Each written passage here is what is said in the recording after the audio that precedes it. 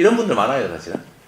근데 민주당, 근데 다른 사람도 검색이 안 되던가요? 저만 안 돼요. 저는 변방 사또니까 할 수 없어요, 사실은. 이게 형평성 차원에서 기초단체장을, 이재명을 그냥 뭐 아무 특별한 차이가 없잖아요, 그죠? 국민들이 많이 좋아하는지.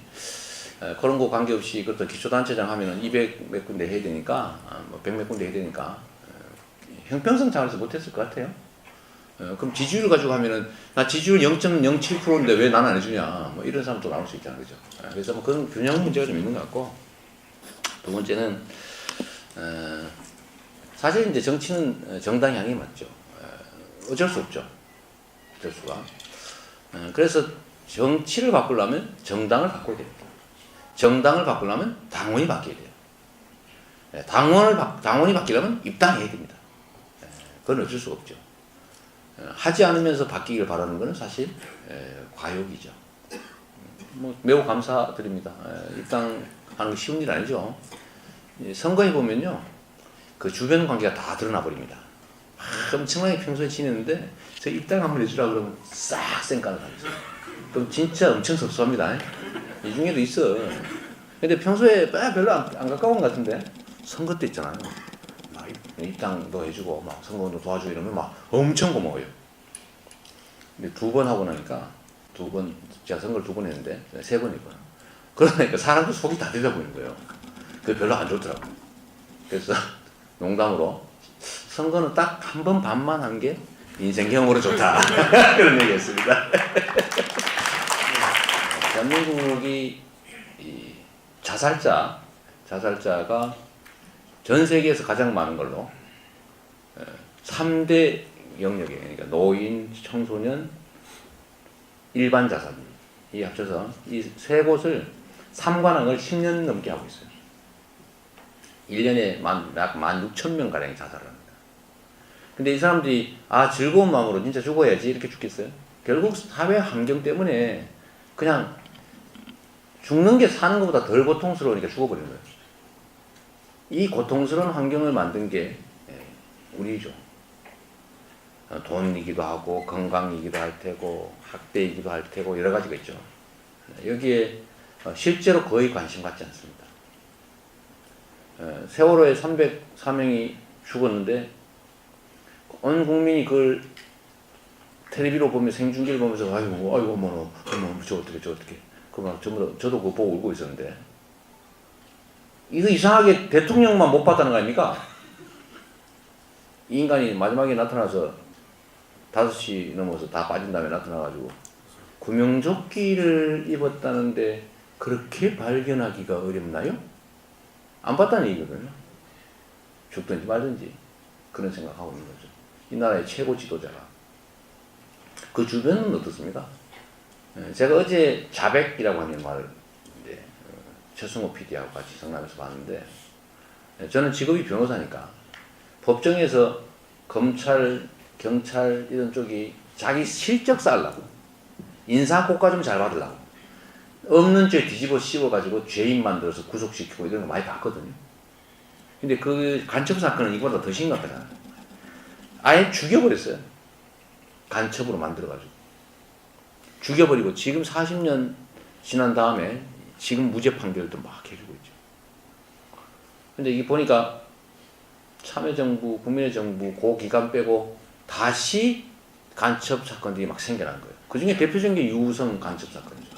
간첩을 너무 엉터리로 만들다가 요건 그냥 딱 걸려버린 거예요. 그러니까 이것도 간이 배밖에 나왔던 거지. 옛날에는 이 진술을 앞뒤를 다 맞춰서 했거든요. 각본을 잘 썼는데 이번에는 대충 썼더라고요, 이것들이. 대충 썼다 걸려버렸죠. 대충 쓴 거 맞추려고 와서 문서 위조도 하고, 뭐, 중국 문서 위조했다가 지금 감옥 갔다더라고요, 그 친구는. 그러니까 그걸 한번 생각해 보십시오. 이게 자기가 승진이나 좋은 보직 받으려고 인사평정을 잘 받겠다는 이 작은 욕망 하나 가지고 사람을, 한 가족을 통째로 인생을 망쳐버린 거예요. 심지어 죽이기까지. 이 나라의 지도자들, 지배층이 지금까지 그래왔기 때문에 그게 다 옴습니다. 다 유유상종, 다 금묵자업, 다 모이면 비슷해져요. 아니 상사가 이러는데 자기들이 열심히 할 이유가 어디 있습니까? 누가 국정원을 어떻게 없애버려야 된다 뭐 이런 얘기 하길래 그거 제도 문제가 아니라 제도를 잘못 만들어서 생긴 문제가 아니라 그 최고 지도자를 우리가 잘못 뽑아서 그런 거다. 대통령이 잘못 뽑았던 거다. 이 대통령이 저 모양이니 장관이 일을 하겠습니까? 장관이 저 모양이니 국장이 일을 하겠습니까? 산하기관들이 일을 하겠습니까? 부하들이 일을 하겠어요. 일 안 해요. 결국은 윗물이 맑아야 아랫물이 맑은데 우리가 극복해야 될 과제가 사실 어머니라고 하는 이번 일도 있지만 그걸 포괄하는 너무 큰 문제들이 많습니다. 온 사회에. 그걸 우리가 이번에는 한번 싹 걷어내자는 거죠. 우리 격려와 박수 한번. 경선에 참여하면 탈출해가지고 후보 등록 못하게 돼 있어요. 그 이인재 방지법이라고. 인재가 그렇기 때문에 그런 법을 만들었죠. 만들었고 두 번째는 당내의 당적을 유지하면서 출마가 금지되어 있습니다. 반드시 탈당해야 돼요. 경선 안 했더라도. 그러니까 같은 당 안에서 두 명의 후보가 나올 가능성은 매우 적은 거죠. 그러니까 불가능한 거지. 탈당해야 되니까. 탈당할 수도 있는 상황인데. 그러면 지금 앞으로 어떻게 될 거냐. 이게 사실 예측 불능입니다. 이게 아까 말씀드렸던 것처럼 과거라면 새누리당에서 후보 내고 또 국민의당도 내고 민주당도 내고 뭐 단일화 하든지 뭐 으쌰으쌰 하고 결국 뭐 심상정이든 뭐 노회찬이든 또 정의당에서 후보 내고 또 무소속으로 뭐 갓쓴 사람 좀 나오고 뭐 그러겠죠. 그렇게 나오는데 지금은 말이에요. 지금은 아까 말씀드렸던 것처럼 정치 환경이 바뀌었어요. 이 국민들이 그렇게 하도록 안 내버려 둘 겁니다. 지금 새누리당이나 정치 기득권자들은 지금 탄핵을 당하는 판인데 이 힘은요 그 야권으로도 몰릴 수도 있습니다. 이게 지금 이 거대한 쓰나미가 만들어졌는데 역사적 쓰나미거든요 사실. 이 쓰나미는 어디를 덮칠지 모릅니다. 근데 이 큰 흐름을 저항하는 데는요 다 쓸려 나갈 거예요. 그 흐름을 타고 그냥 순리에 따르는 그런 정치는 살아남겠지만 이걸 부딪혀서 견디겠다 하는 쪽은요 다 쓸려 나간다고 봐야 됩니다. 이걸 물론 이제 현실 정치하는 사람들은 에이 설마 길이 있겠지라고 생각하지만 저는 그렇게 안 봐요. 저는 역사라는 눈으로 세상을 봐야 된다. 국민의 눈으로 봐야 된다. 그럴 때 저는 이 70년 만에 찾아온 이게 그렇게 쉽게 끝나지 않을 거다라고 보고요. 후보들은 야권 후보들은 선출 과정에서 이미 상당히 국민들의 이런 통합 압력을 받을 수밖에 없어요. 그게 후보 선출에 반영될 것 같습니다. 어떤 형태인지 알 수도 없어요. 정치적으로 어떤 개편이 올 수도 있고요. 그 가능성은 너무 무궁무진해요. 예를 들면 지금 당장 혹시 사퇴를 하다든지 또는 탄핵이 한 3개월 만에 탄핵되어버린다든지 이러면 그로부터 2개월 안에 선거를 치러야 되는데 사실 경선할 틈도 없습니다. 그렇게 되면. 왜냐하면 중도 사퇴 상황이 발생하잖아, 그죠? 뭐 탄핵이든 자진 사퇴든 상관없어요. 그 사퇴하는 시점까지 정당이 경선할 수 있어요, 없어요? 경선하면 맞아 죽습니다. 이것들이 지금 그죠? 할 수가 없어. 그럼 반드시 사퇴를 하고 난 다음부터 시작해야 되는데 딱 60일이에요. 60일 동안 어떻게 경선해가지고 어떻게 본선 등록을 합니다. 심각한 혼란이 올 수 있죠. 그때 그럼 어떻게 할 거냐? 그때 가봐야지. 미리 준비할 수 없는 거죠. 이건 그냥 격변이기 때문에 그래요. 급변 사태. 일종의 급변 사태죠. 다만 그 과정에서도 결국 국민들의 이 거대한 열망 이런 게 반영되는 결론이 날 거라고 봅니다. 그 점은 믿어도 될 것 같아요. 결국 다 걸러집니다. 아까 말씀하신 것처럼 우리 정의당 당원이지만 되는 쪽을 진짜 안타까운 마음이죠. 제가 압니다. 그 마음. 그 말씀하실 때 얼마나 가슴 아픈지 알아요. 우리가 주장하는 바대로 우리가 미는 인물이 맞는 게 최선인데 현실적으로 안 되는데 그게 사표가 될 수 있으니까 그러면 또 결국은 차악을 선택하는 그런 게 반복돼 왔죠. 되게 서글픈 일이에요 사실. 그러나 이번에는 또 그러지 않을 수도 있습니다. 이번에는 어떻게 될지 모르죠. 그냥 지금 현재 최선을 다하는 게 중요하거든요. 최선을 다하는 게 기득권자들을 몰아내고. 그리고 저는 이런 생각해요. 우리가 지금 70몇 년 만에 맞은 진짜 대한민국 건국혁명, 건국을 완성할 수 있는, 미완의 건국혁명을 완성할 수 있는 정말 호기가 왔는데, 이게 니냐 내냐 이걸로 싸우다가 놓치거나 하면 그건 역사의 죄인이 되는 거다. 이건 죽이려면 되는 거죠. 그래서 우리가 이기는 게 중요하다. 누가 이기냐는 다음 문제다. 그리고 국민들은요, 저자들 중에, 지금 쉽게 말해 자기를 대표하겠다 나서는 사람들 중에서 진짜 나라와 국민을 위해서 진심을 다하는 게 누구일지, 그야말로 자기 사익이 아니라 전체를 위해서 희생할, 자기를 버릴 수도 있는 사람이 누군지를 알아낼 겁니다. 알아내고 그리로 집중할 거예요. 전에 노무현 대통령이 승부수를 던질 때마다 이겼던 것처럼, 노무현 대통령은 그래 내가 안 하면 어때? 이렇게 하니까 국민이 그래 네가 해 이렇게 된 거죠. 네? 그거 안 하면 되지 뭐. 안 하면 네가 해. 네, 이게 계속 쌓여서 결국은 역사를 만들었죠. 국민은 그래서 위대한 거죠. 그래서 국민은, 그 민심은 천신인 거죠. 네, 사실 저렇게 억울한 생각 갖는 분들이 많죠. 이게 아니 그 어떻게 알아보란 말이냐. 그죠? 박근혜 찍으셨나 봐, 그죠? 뭐 괜찮아. 어제도 아니 왜냐면 그 51.6%가 찍었는데 그건 뭐 잘못이라 할 수 없죠. 그럼 찍은 사람 잘못이냐? 사실 그건 아니죠. 찍은 사람들은 선택한 건데, 그러면 아무도 책임 없다는 얘기가 똑같이 됩니다. 그렇게 말할 수는 없는 거고, 그래서 저는 새누리당의 책임이라고 하는 게 미중하다라고 얘기하는 거죠. 그들은 알고 있었으니까. 국민들은 몰랐던 거고, 그들은 알고 있었던 거죠. 그래서 잘못이라는 거고요. 국민을 탓하면 안 되는 겁니다. 그런데 어떻게 판단하느냐?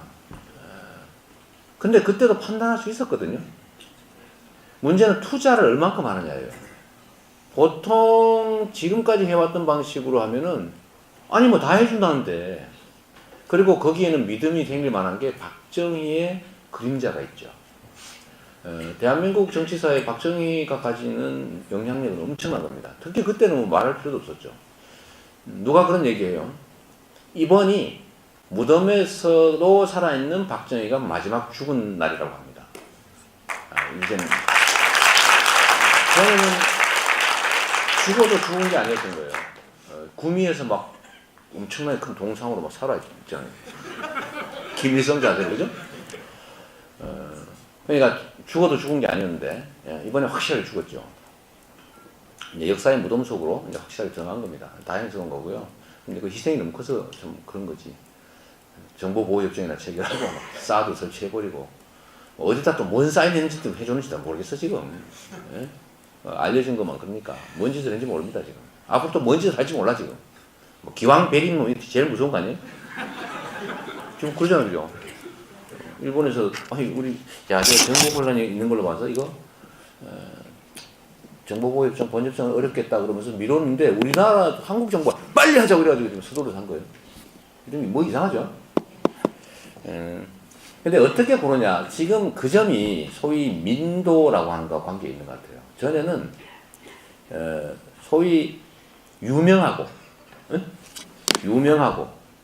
경력 화려하고 고관 대작진했고 이러면은 눈 감고 찍어줬습니다.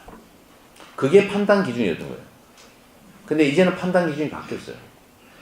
제가 생각으로는 이게 소비 패턴하고 관계가 있는데, 전에는 정치적 선택을 이리 하나 저리 하나 별로 우리의 삶에 상관이 없다고 생각했습니다. 왜냐하면 나름 고도성장 사회였고 기회가 많았어요. 뭔가 하나를 선택했다가 뭐 마음에 안 들면 버리고 딴 거 선택하면 되거든요. 기회가 많은 사회. 그럴 때는 일단 보기에 좋은 것부터 고르죠. 그런데 이게 만약에 기회가 딱 한 번밖에 없어요. 정말 오랜만에 찾아온 기회예요. 그러면 옛날처럼 막 껍데기 보고 막 고르겠어요? 그때는 알맹이로 고르기 시작합니다. 이 소비 패턴이 매우 검약해지죠. 일본이 그렇게 변하잖아요, 그죠? 되게 전에는 막 차도 막 뻥 많은 거 그 사고 그랬는데 요즘은 실용적인 차로 이런 걸로 바뀌는 것처럼 정치적 선택도 매우 실용적으로 바뀌게 되죠. 지금은 아마도 앞으로는 고관 대작을 지냈다고 하는 사실이 그 고관 대작을 지낸 과정에서 그걸 이용해가지고 정말로 뭔 성과를 냈다든지 잘했다 이러면 그 알맹이가 있으면 인정해 주겠지만 한 게 아무것도 없다 라고 하면 이거 5점이 되는 거예요. 너 뭐 했냐 그거 가지고? 그 앞으로도 똑같네. 그래서 앞으로는 화려한 외양, 높은 직위 이런 것들이 알맹이가 없으면 특히 뭐 그 공직을 이용해서 사적 이익을 도모했다. 이거는 제가 보면 치명적인 약점이 될 가능성이 높습니다. 선택의 기준이 바뀐 거죠. 근데 알맹이가 꽉 차있는데 덩치는 별로 크지도 않고 좀 볼품도 없고 하지만 알맹이 꽉 차있다. 그러면 선택할 가능성이 많죠. 이게 이미 2014년 저는 730 재보궐선거 당시에 저는 그 현상을 제가 느꼈습니다. 그때 아마 여러분도 기억하실 텐데 그 전 선거까지는 유명한 사람은 아무 데나 장기판에 맞추면 여기 꽂았다 저기 꽂았다 넣었다 뺐다 막 여기 확 꽂으면 여기 당선됐어요.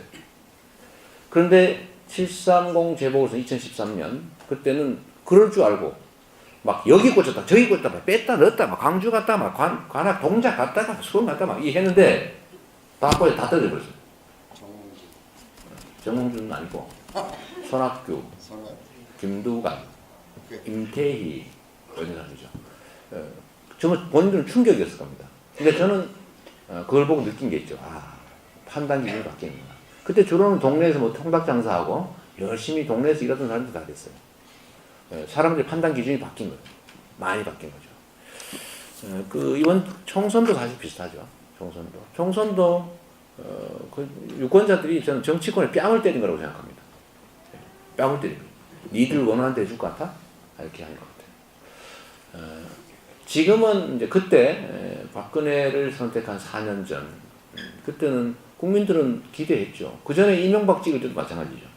야 청계천 하는 거 보니까 진짜 뭐 경제하는 거 이 사람이 자수성가 했으니까 야 경제하면 살려주겠네. BBK 그건 눈에 안 들어온 거죠. 눈이 뭐라고 그랬어 그때. 박근혜 때도 그 현상이 계속됐지만 이제는 이런 경험이 쌓여서 민도도 올라가고 집단 지성도 매우 많이 발달하고 해서 이제는 그러지 않을 겁니다. 그때 본인이 잘못 판단하면 너무 가슴 아파하지 마세요. 저런 분 많더라고요. 누가 누굴 원망하겠어요. 그거는 개인들의 문제가 아닙니다. 신발 쫓으니까 저런 걱정들이 나오기 시작하죠. 우리가 이렇게 싸워서 과연 퇴진할까? 처음에는 뭐 100만 되면 바로 그만둘 줄 생각해가지고 너무 빨리 그만두면 어떡하나 이런 걱정하는 사람도 있어요. 특히 정치권이 싫어했지. 그런데 그건 정말 기우였죠. 제가 수없이 얘기한 건데 저는 처음에 이 일 벌어질 때 퇴진운동 시작하면 퇴진운동 당연히 해야 되고 뭐 정치권에서 이런저런 얘기 나왔지만 저는 이건 반드시 그만둬야 될 사안이고 결국 국민들이 강제 퇴진을 요구하는 상황까지 갈 수밖에 없다고 생각했어요. 그래서 첫 집회에도 뭐 참여하고 퇴진 요구도 하고 제일 먼저 하고 그때 뭐 욕도 많이 먹었습니다. 저거 왜 지 혼자 튀고 난리야 뭐 욕 많이 먹었는데 그 다음에 사람들이 진짜 그만둔다는 걸 현실적으로 생각하는 순간에 제가 전 또 한 걸음 더 나가서 이거 그만두지 않을 텐데 왜냐면 그 사람들은 정상이 아닙니다. 보통 사람이 아니에요. 보통의 상식하는 사람들은 아니기 때문에 우리가 상상하는 인간으로 생각하면 안 돼요. 제가 자주 말씀드리는 거잖아요. 그들은 진짜 인간이 아닙니다. 사람 전기로 이렇게 있잖아요. 사람 이렇게 고문해가 너 빨리 간첩 불어. 전기로 막 지지고 막 으아 피명 지르고 이러는데 저 딸내미한테 전화 오잖아요. 그러면 딱 봐도 잠깐. 아이고 밥 먹었니? 아이고 야야 너 감기 걸리면 안 된다니. 절대 조심해야 돼. 그래 엄마 말 잘 들어라. 이렇게 딱 건가 다시 전기로 치죠. 이런 인간들이에요. 그래서 국민들이 원한다고 해서 5천만이 막 다 싫어하는구나. 지지율이 막 5%구나 이거. 500만이 막 데모를 하네. 야 집에 가자 우리. 이럴 사람이 절대 아닌 거죠. 그래서 제가 탄핵도 바로 시작해야 된다. 그러다 또 욕도 엄청 많이 먹었어요. 근데 탄핵 준비를 하지만 가결될 가능성 또는 가결된 후에도 헌법재판소에서 받아들여질 가능성은 뭐 어느 쪽인지 우리는 뭐 명확하게 산수처럼 답은 나와 있지 않죠. 그런데도 해야 됩니다. 왜냐하면 그건 압박수단으로 유효하기 때문이죠. 그러면 반드시 중도에 퇴진하게 되느냐? 알 수 없죠. 알 수 없습니다. 아까 얘기한 대로 끝까지 안 나가고 버티기로 이 사람은 이미 마음 먹었어요. 마음 먹었어요. 대놓고 하잖아, 그죠? 그 다음에 탄핵이 가결될지 또 가결된 다음에 헌법재판소에서 받아들여질지는 미정이에요. 그러면 우리가 어떻게 해야 됩니까? 그냥 최선을 다해서 하는 거지. 그냥 될 때까지 계속 하는 거예요. 그러면 300만 모였다가 겨울에 추워져가지고 그러면 200만으로 줄고 200만에 100만 줄고 다시 3만, 2만 줄면 어떡하냐. 싸워야지 어떡합니까? 우리가 원죄가 있으니까 업보라고 생각해야지. 그리고 현장에 몇 명이 있느냐는 중요치 않습니다. 국민들이 그걸 원하고 또 볼 때마다 인상 쓰고 근데 이미 성과는 있어요. 여러분 한번 생각해 보세요. 법무장관과 민정수석이 동시에 그만둘래 하는 거 그냥 우연의 일치가 아닙니다. 이거에 대해서 제가 이렇게 얘기했어요. 기자들이 입장 내라고 그러길래 이거는 아직 본 지진은 오지도 않았다. 예진, 예비 지진, 전진 상태인데 전진의 담장이 무너지는 정도다. 곧 본진, 더 큰 지진과 그에 따른 쓰나미가 몰려올 거다. 그런데 그러면 본진과 쓰나미가 오면 반드시 그 집이 통째로 무너져 사라진다는 보장이 있냐? 보장은 없지요. 그러면 그 보장 없으면 안 할 겁니까? 네, 하는 거지. 우리가 언제는 뭐 결과가 100% 확실해서 했습니까? 우리 암살 장면에 그 나오는 거 있죠. 전지현 씨가 한 얘기했죠. 우리가 이렇게 사람을 이렇게 이거 하고 있으면 독립이 될까? 그때 독립이 될 줄 알고 한 사람이 얼마나 있겠어요? 해야 되니까 하는 거예요, 그냥. 그야말로 우리가 싸우고 있는 건 누구한테 보여줘야 되지 않냐. 해야 되니까. 병신처럼 있을 수는 없잖아요. 이렇게 당하고 저렇게 비아그라 사다가 차 정리해놓고 뭔 짓 할지도 모르고 사람이 막 수백 명이 죽어가는데도 어디가 처자빠지.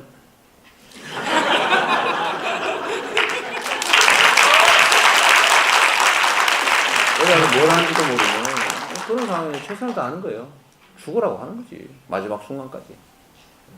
한 명이 남을 때까지. 일단은 뭐 정책이든 뭐 비전이든 이런 거 우리가 다 준비하고 있고 문제는 과거 방식으로 접근할 필요 없어요. 돈 필요 없습니다. 조직 뭐 하면 뭐예요? 그 돈이나 먹지.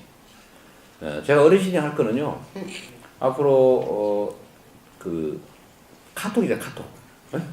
카톡 뭐 어르신이 할 수 있는 거 밴드 또는 뭐 무슨 카페 같은 거 있죠. 뭐 동호회 카페 이런데 그 연결된 사람을 3,000명만 만들어가지고 제가 한 얘기나 제가 나온 영상이나 이런 거 다 전달해주면 그것만 해도 엄청나게 많은 걸 하는 겁니다. 정보를 전달하는 게 중요하다는 거죠. 근데 돈이 있어서 뭐 하겠어요? 조직이 있으면 뭐 하겠어요? 술 먹으면 좋습니까? 그 과거 방식이죠. 지금은 사람들의 판단을 바꾸는 데는 정보를 주는 거예요. 정보를 줄 수 있는 라인은 얼마든지 많죠. 그 3,000명 정도한테 그걸 다 전달해줘서 어르신처럼 3,000명한테 전달하는 사람이 10,000명이다. 그럼 게임 끝이야. 그렇죠? 내가 한 명이 얼마나 알 수 있는지. 그거 해주세요. 그게 최고예요. 그래서 제가 손가락 혁명이라고 하는 겁니다. 이건 혁명이 시작은 또 한 가지는, 잠깐만, 또 한 가지는, 지금은요, 어르신 말씀 진짜 맞습니다. 좋은 정책을 낸다고 하는 것은 별로 신뢰를 못 줍니다. 좋은 정책은 박근혜식으로 뺏기면 돼요. 박근혜, 제가 농담도 한번 했는데, 저번에 박근혜 대통령이 하겠다는 거 다 뺏기면 제일 좋은 거예요, 다. 왜냐하면 지킬 생각이 없이 다 한다고 했거든. 그러니까 대통령 하려고 그러죠. 네? 근데 이렇게 얘기하는데, 문제는 뭐예요? 실천 의지와 실천 가능성입니다. 그럼 실천의 의지와 가능성 어디서 나와요? 어떻게 믿어? 막 눈 딱 뜨면 믿으십니까? 그거는 과거에 해온 것의 증거죠. 증거와 실천. 결국 사람들이 거기로 판단이 돌아가게 됩니다. 그래서 그 과정이 검증 과정이 되는 거예요. 그래서 공직을 오래 했던 또 고위직을 했던 사람은 차라리 피해를 입을 가능성이 상당히 많습니다. 왜냐하면 증거가 없이 일 안 했다는 증거가 될 가능성이 많아요. 뭐 했는데? 이렇게 물어봤을 때 뭐라고 할까요? 그래서 오히려 누구나 그렇게 말하죠. 잘할게. 저렇게 지금 이 상태로 갈게 라고 말하지만 잘 안 되니까 오죽하면 초심이란 말이 나왔겠어요. 잘 안 되는 거죠. 특히 권력이라고 하는 거는 사람을 일부러 이렇게 막 거의 이렇게 지렛대로 들어 올려요. 근데 이걸 이겨내려면 끊임없이 노력해야죠. 근데 거기에 제일 중요한 거는 자기 존재를 어떻게 규정하냐입니다. 저는 저 자신을 월급쟁이라고 생각해요. 월급쟁이, 머슴. 성남시 시정구호가 시민이 주인인 성남이에요.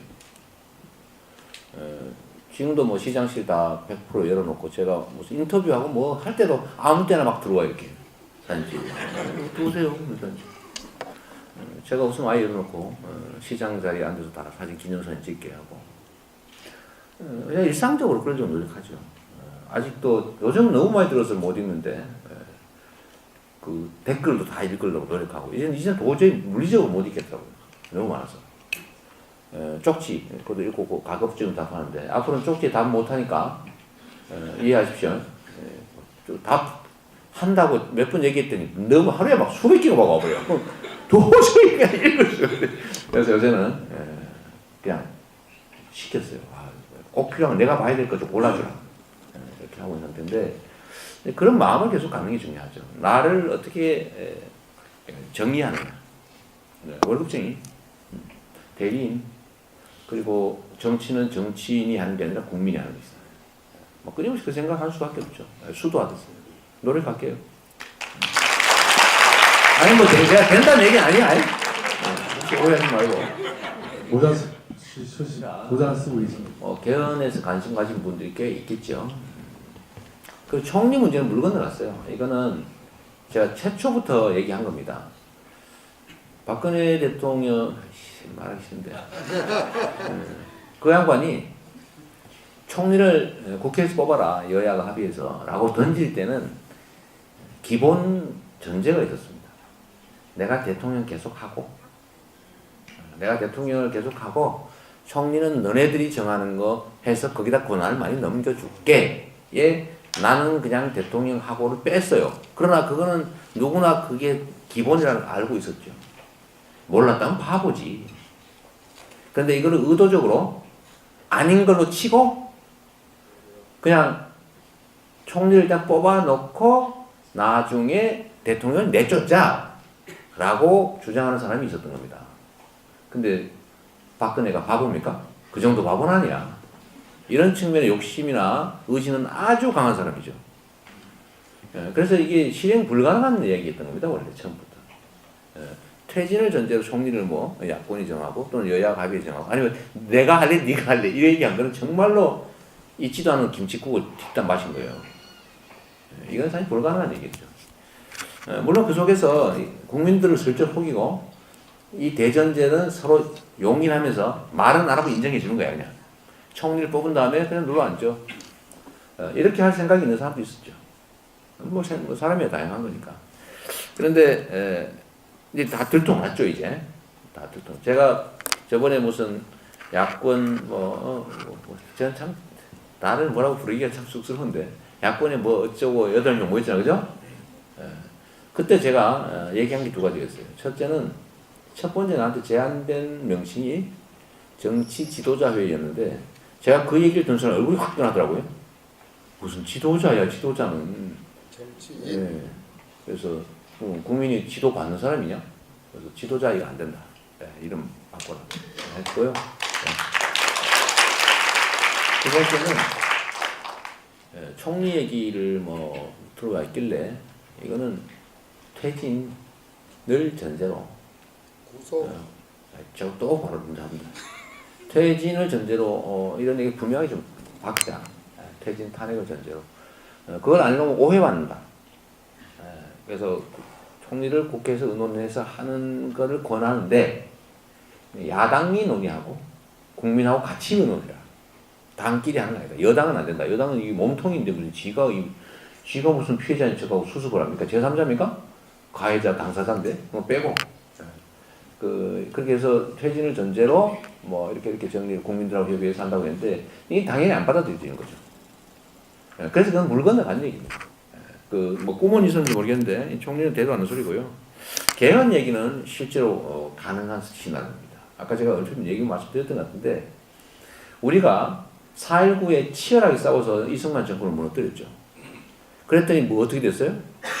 군사 쿠데타가 벌어졌습니다. 이 박정희가 홀랑 뺏어가버리죠.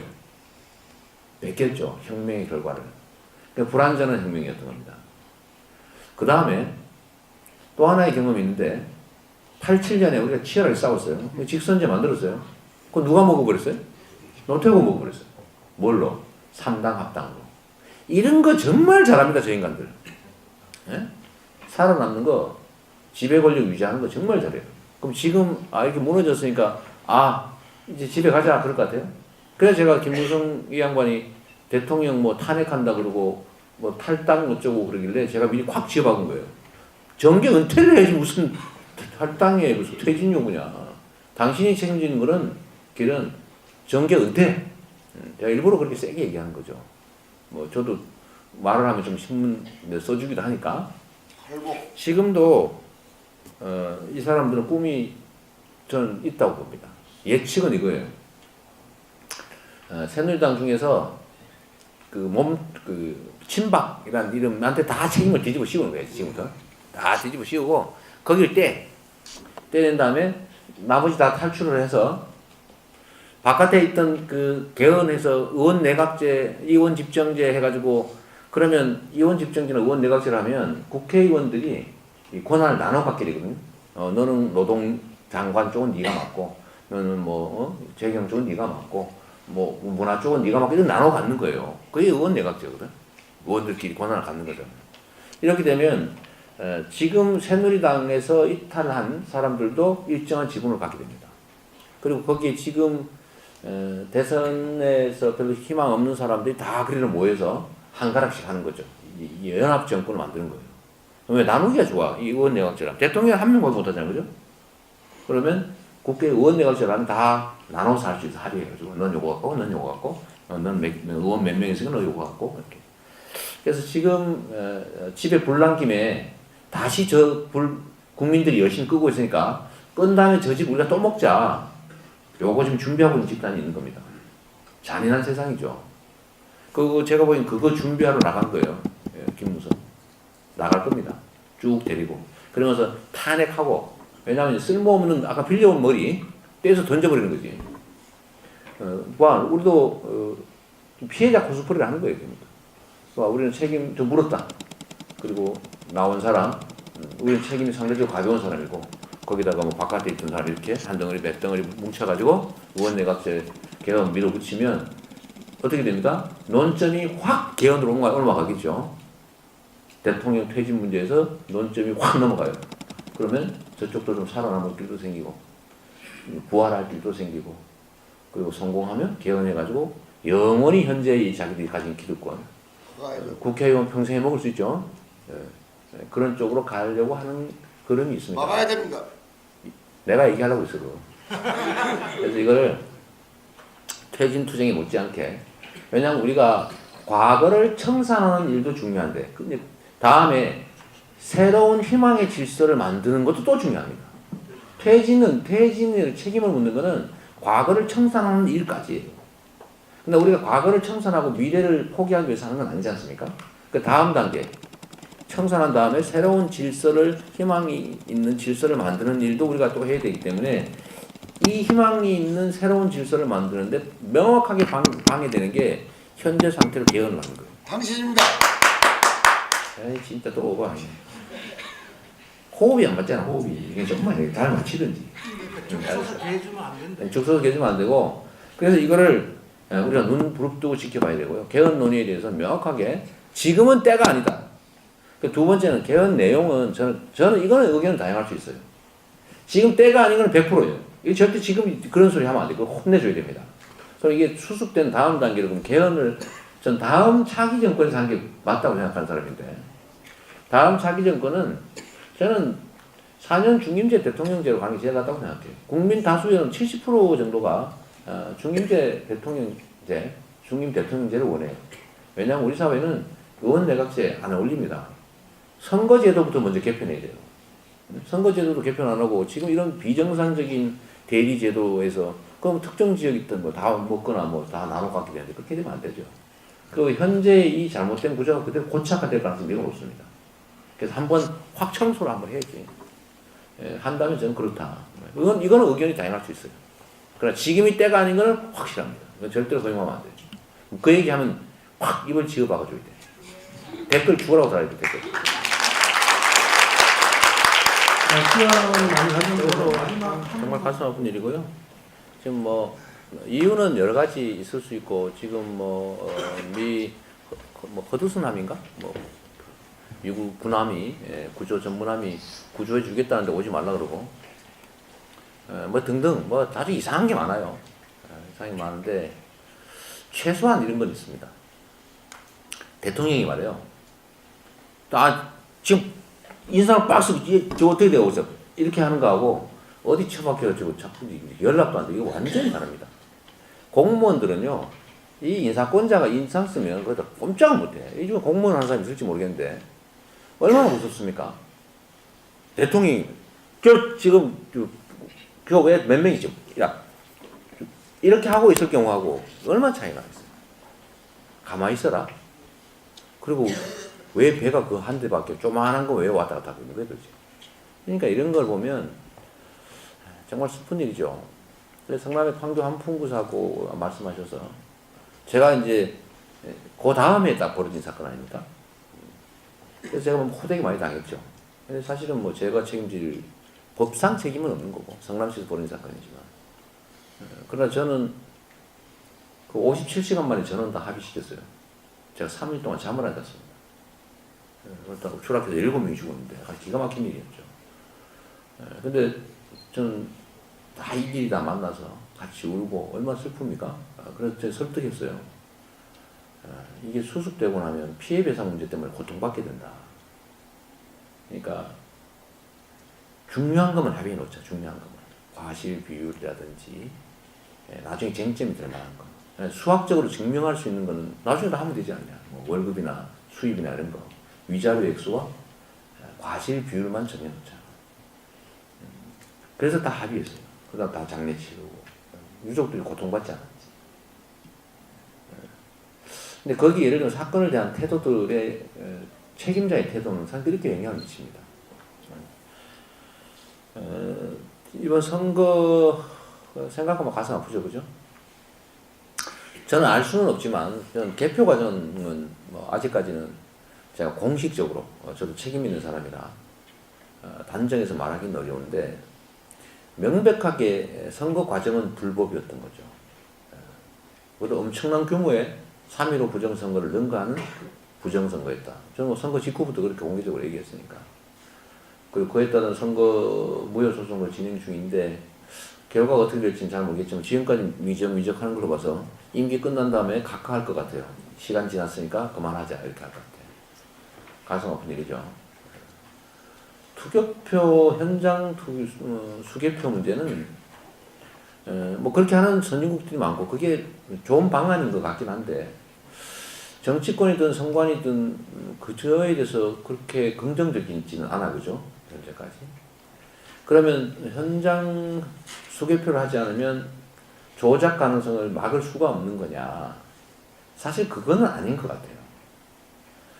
그래서 지금 문성근 대표 같은 경우는 현장 개표 참관단을 지금 모집하고 있죠. 전 개표구에 다 우리 자원봉사자를 보내자. 당이 하는 건 당 한 대로 놔두고 민간에서 다 커버하자. 실제로 가서 다 지키고 앉아가지고 그 체크되는 거 다 수기하거든요. 다 우리가 직접 집계하면 되는 거죠. 예, 집계하고. 근데 그렇게 감시하고 또 한 가지는 이게 예를 들면 예측과 좀 다르면 돈이 좀 들더라도 재검표 해야죠. 재검표 해야지. 지네들은 다 재검표 해놓고 왜 지들이 이겼을 때는 재검표 하려고 비슷하게 하면 너는 불복하는 거야? 왜 있다고 소리하는 거야 도대체? 그리고 불복하면 어쩔 건데? 까보자는데. 이번에는 그래야죠, 그죠? 그래 이제 공표를 해버려야 돼. 예를 들면 출구조사와 너무 차이가 난다든지 차이가 미세하다든지 이러면 반드시 까서 확인한다. 아니, 공표하고 실제 까서 확인해야죠. 그렇게 공무원 해놓고 실제로 다시 깔 것 같으면 집계 조사 은퇴를 하지 않겠지. 그죠? 다 모아서 확인할 건데? 근데 진짜로 결론이 큰 차이가 난다 그러면 폭동이 일어나겠죠? 예, 그럼 조심하겠죠. 근데 저는 너무 안이하게 당했고 뭐 결과가 어땠는지 뭐 그걸 잘 모르겠지만 너무 쉽게 포기한 것 같습니다. 내가 보기에는. 예.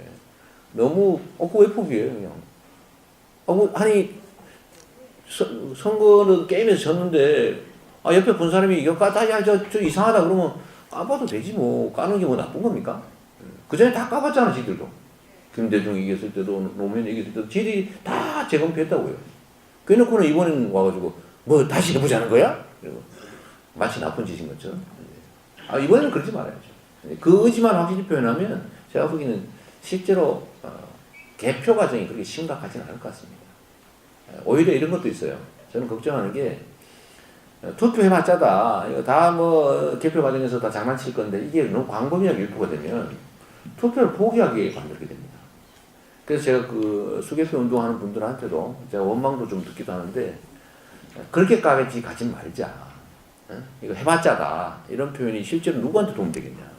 우리가 가을에 태풍 와서 쓸려가고 아니면 화적대가 가을에 대체적으로 출몰한다고 한들 그렇다고 농사를 포기할 거냐. 그래서 농사는 지어놓고 또 그때가 최선의 대비책을 세워야지.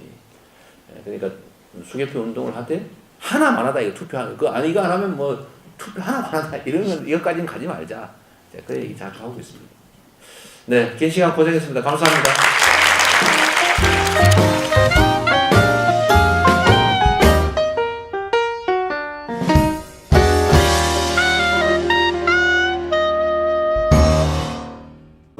전에 노무현 대통령이 승부수를 던질 때마다 이겼던 것처럼 노무현 대통령은 그래 내가 안 하면 어때 이렇게 하니까 국민이 그래 네가 해 이렇게 된 거죠. 계속. 네? 안 하면 되지 뭐. 안 하면 네가 해. 예, 이게 계속 쌓여서 결국은 역사를 만들었죠. 국민은 그래서 위대한 거죠. 그래서 국민은 그 민심은 천신인 거죠. 네. 사실 저렇게 억울한 생각 갖는 분들이 많죠. 이게 아니 이거 어떻게 알아보란 말이냐. 그래서 박근혜 찍으셨나 봐, 그죠? 뭐 괜찮아. 어제도 아니 왜냐면 그 51.6%가 찍었는데 그건 뭐 잘못이라 할 수 없죠. 그럼 찍은 사람 잘못이냐? 사실 그건 아니죠. 찍은 사람들은 선택한 건데 그러면 아무도 책임 없다는 얘기가 똑같이 됩니다. 그렇게 말할 수는 없는 거고 그래서 저는 새누리당의 책임이라고 하는 게 위중하다라고 얘기하는 거죠. 그들은 알고 있었으니까 국민들은 몰랐던 거고 그들은 알고 있었던 거죠. 그래서 잘못이라는 거고요.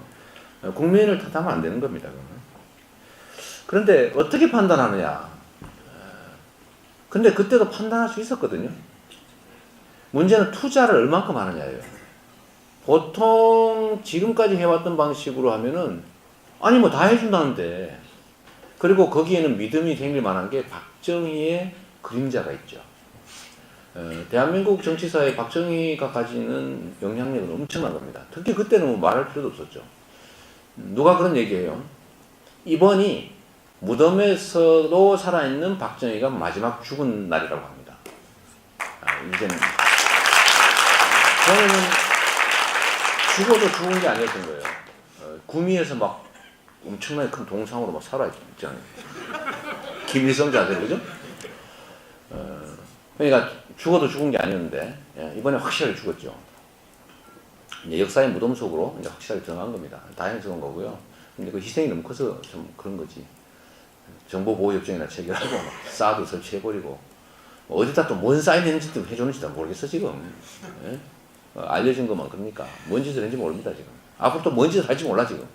뭐 기왕 배림 뭐 제일 무서운 거 아니에요? 지금 그러잖아요, 그죠? 일본에서 아니 우리 야 저 정보 혼란이 있는 걸로 봐서 이거 정보보호협정 번협정은 어렵겠다 그러면서 미뤘는데 우리나라 한국 정부가 빨리 하자고 그래가지고 지금 서두를 한 거예요. 좀 뭐 이상하죠? 근데 어떻게 보느냐 지금 그 점이 소위 민도라고 하는 것과 관계가 있는 것 같아요. 전에는 일 안 해요. 결국은 윗물이 맑아야 아랫물이 맑은데 우리가 극복해야 될 과제가 사실 어머니라고 하는 이번 일도 있지만 그걸 포괄하는 너무 큰 문제들이 많습니다. 온 사회에. 그걸 우리가 이번에는 한번 싹 걷어내자는 거죠. 우리 격려와 박수 한번. 경선에 참여하면 탈출해가지고 후보 등록 못하게 돼 있어요. 그 이인재 방지법이라고. 이인재가 그랬기 때문에 그런 법을 만들었죠. 만들었고, 두 번째는 당내의 당적을 유지하면서 출마가 금지되어 있습니다. 반드시 탈당해야 돼요. 경선 안 했더라도. 그러니까 같은 당 안에서 두 명의 후보가 나올 가능성은 매우 적은 거죠. 그러니까 불가능한 거지. 탈당해야 되니까. 탈당할 수도 있는 상황인데. 그러면 지금 앞으로 어떻게 될 거냐. 이거 사실 예측 불능입니다. 이게 아까 말씀드렸던 것처럼 과거라면 새누리당에서 후보 내고 또 국민의당도 내고 민주당도 내고 뭐 단일화 하든지 뭐 으쌰으쌰 하고 결국 뭐 심상정이든 뭐 노회찬이든 또 정의당에서 후보 내고 또 무소속으로 뭐 갓쓴 사람 좀 나오고 뭐 그러겠죠. 그렇게 나오는데 지금은 말이에요. 지금은 아까 말씀드렸던 것처럼 정치 환경이 바뀌었어요. 이 국민들이 그렇게 하도록 안 내버려 둘 겁니다. 지금 새누리당이나 정치 기득권자들은 지금 탄핵을 당하는 판인데 이 힘은요 그 야권으로도 몰릴 수도 있습니다. 이게 지금 이 거대한 쓰나미가 만들어졌는데 역사적 쓰나미거든요 사실. 이 쓰나미는 어디를 덮칠지 모릅니다. 근데 이 큰 흐름을 저항하는 데는요 다 쓸려나갈 거예요. 그 흐름을 타고 그냥 순리에 따르는 그런 정치는 살아남겠지만 이걸 부딪혀서 견디겠다 하는 쪽은요 다 쓸려나간다고 봐야 됩니다. 이걸 물론 이제 현실 정치하는 사람들은 에이 설마 길이 있겠지라고 생각하지만 저는 그렇게 안 봐요. 저는 역사라는 눈으로 세상을 봐야 된다. 국민의 눈으로 봐야 된다. 그럴 때 저는 이 70년 만에 찾아온 이게 그렇게 쉽게 끝나지 않을 거다라고 보고요. 후보들은 야권 후보들은 선출 과정에서 이미 상당히 국민들의 이런 통합 압력을 받을 수밖에 없어요. 그게 후보 선출에 반영될 것 같습니다. 어떤 형태인지 알 수도 없어요. 정치적으로 어떤 개편이 올 수도 있고요. 그 가능성은 너무 무궁무진해요. 예를 들면 지금 당장 혹시 사퇴를 하다든지 또는 탄핵이 한 3개월 만에 탄핵되어버린다든지 이러면 그로부터 2개월 안에 선거를 치러야 되는데 사실 경선할 틈도 없습니다. 그렇게 되면. 왜냐하면 중도 사퇴 상황이 발생하잖아, 그죠? 뭐 탄핵이든 자진 사퇴든 상관없어요. 그 사퇴하는 시점까지 정당이 경선할 수 있어요, 없어요? 경선하면 맞아 죽습니다. 이것들이 지금 그죠? 할 수가 없어. 그럼 반드시 사퇴를 하고 난 다음부터 시작해야 되는데 딱 60일이에요. 60일 동안 어떻게 경선해가지고 어떻게 본선 등록을 합니다. 심각한 혼란이 올 수 있죠. 그때 그럼 어떻게 할 거냐? 그때 가봐야지. 미리 준비할 수가 없는 거죠. 이건 그냥 격변이기 때문에 그래요. 급변 사태. 일종의 급변 사태죠. 다만 그 과정에서도 결국 국민들의 이 거대한 열망 이런 게 반영되는 결론이 날 거라고 봅니다. 그 점은 믿어도 될 것 같아요. 결국 다 걸러집니다.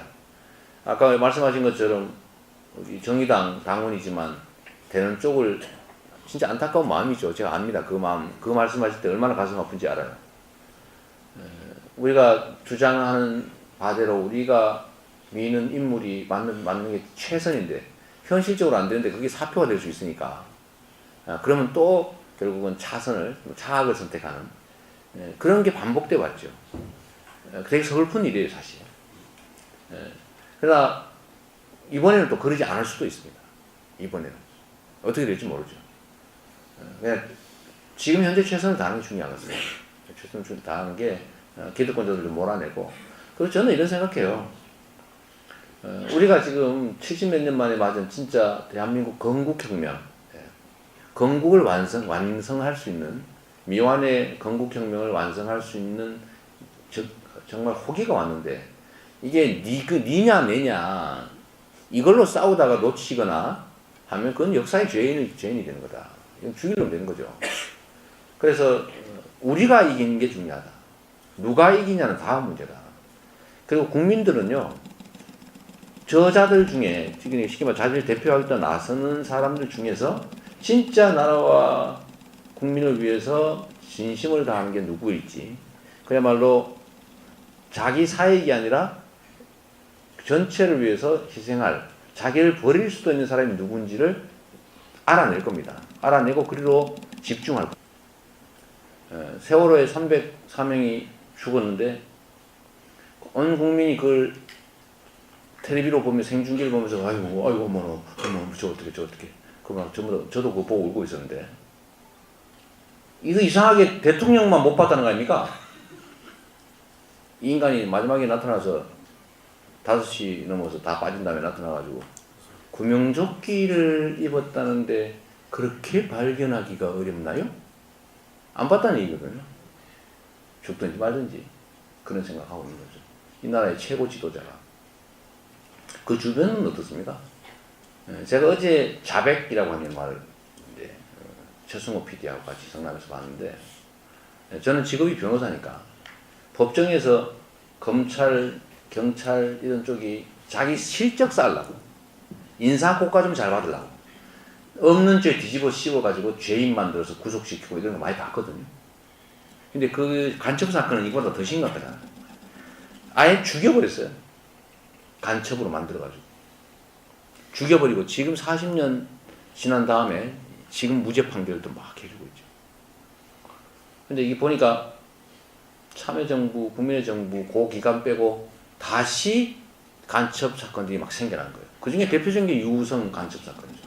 간첩을 너무 엉터리로 만들다가 요건 그냥 딱 걸려버린 거예요. 그러니까 이것도 간이 배밖에 나왔던 거지. 옛날에는 이 진술을 앞뒤를 다 맞춰서 했거든요. 각본을 잘 썼는데 이번에는 대충 썼더라고요, 이것들이. 대충 썼다 걸려버렸죠. 대충 쓴 거 맞추려고 와서 문서 위조도 하고, 뭐, 중국 문서 위조했다가 지금 감옥 갔다더라고요, 그 친구는. 그러니까 그걸 한번 생각해 보십시오. 이게 자기가 승진이나 좋은 보직 받으려고 인사평정을 잘 받겠다는 이 작은 욕망 하나 가지고 사람을, 한 가족을 통째로 인생을 망쳐버린 거예요. 심지어 죽이기까지. 이 나라의 지도자들, 지배층이 지금까지 그래왔기 때문에 그게 다 옴습니다. 다 유유상종, 다 금묵자업, 다 모이면 비슷해져요. 아니 상사가 이러는데 자기들이 열심히 할 이유가 어디 있습니까? 누가 국정원을 어떻게 해야 되냐, 없애버려야 된다, 뭐 이런 얘기 하길래, 그거 제도 문제가 아니라, 제도를 잘못 만들어서 생긴 문제가 아니라 그 최고 지도자를 우리가 잘못 뽑아서 그런 거다. 대통령이 잘못 뽑았던 거다. 이 대통령이 저 모양이니 장관이 일을 하겠습니까? 장관이 저 모양이니 국장이 일을 하겠습니까? 산하기관들이 일을 하겠습니까? 부하들이 일을 하겠어요.